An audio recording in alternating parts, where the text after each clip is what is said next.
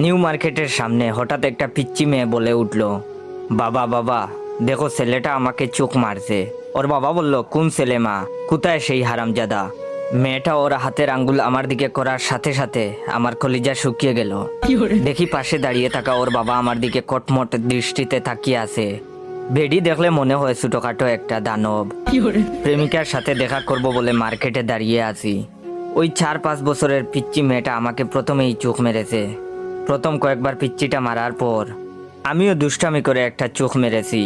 দেখে সাথে সাথে ওর আব্বুর কাছে বিচার দিয়েছে। মেয়েটার বাবাকে আমার দিকে এগিয়ে আসতে দেখে দিলাম একটা দৌড়। দেখি আমার পিছু পিছু মেয়েটার বাবাও ছুটে আসছে। এটা দেখার পর আরো জুড়ে দৌড় দিলাম, কিন্তু যতই দৌড়াতে যাই ততই প্যান্ট নিচের দিকে নেমে যায়।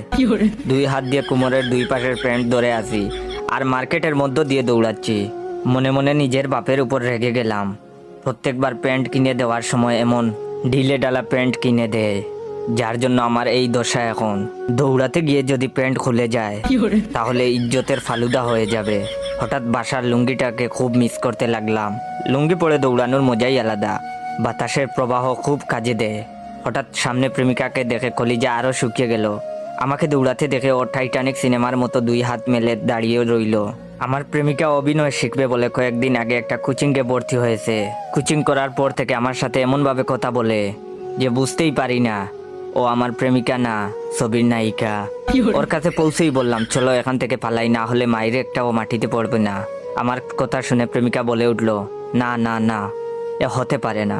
তোমার সাথে প্রেম করব বলে আমি 7 সমুদ্র 13 নদী পার হয়ে তোমার কাছে ছুটে এসেছি, আর তুমি কিনা আমাকে বলছো এখন থেকে পালিয়ে যাব। ওই শয়তান রাজা আমাদের কিছুই করতে পারবে না। আমাদের ভালোবাসার কাছে ওর অশুভ শক্তি পরাজিত হবেই। আমি তোমার সাথে এই বিশাল রাজ্যে সারা জীবন কাটিয়ে দিতে চাই, প্রিয় জায়েদ খান, টুকু জয় খান। প্রেমিকার অভিনয় দেখে আমার বুঝতে আর বাকি রইল না। পৃথিবী উল্টে গেলেও মাইরের আজমিস নাই। এর মধ্যে দেখি মেয়েটার বাবা প্রায় কাছে চলে এসেছে। প্রেমিকাকে বললাম, তুমি আমার সাথে যাবে কিনা? প্রেমিকা দেখি আবার অভিনয় করে বলে উঠল, এ জীবন যদি চলে যায় যাক, তবু আমি এই রাজ্য ছেড়ে কোথাও যাব না। আমি বললাম, থাকো তুমি তোমার রাজ্য নিয়ে, আমি পালালাম। নিজে বাঁচলে বাপের নাম।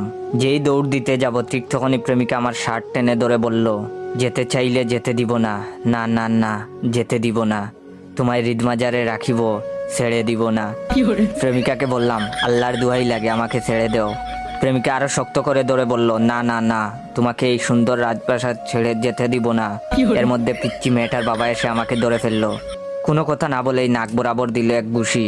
চোখের সামনে কয়েকটা জোনাকি পোকা দেখতে দেখতে ফ্লোরে পড়ে গেলাম। না, জ্ঞান হারাইনি তো।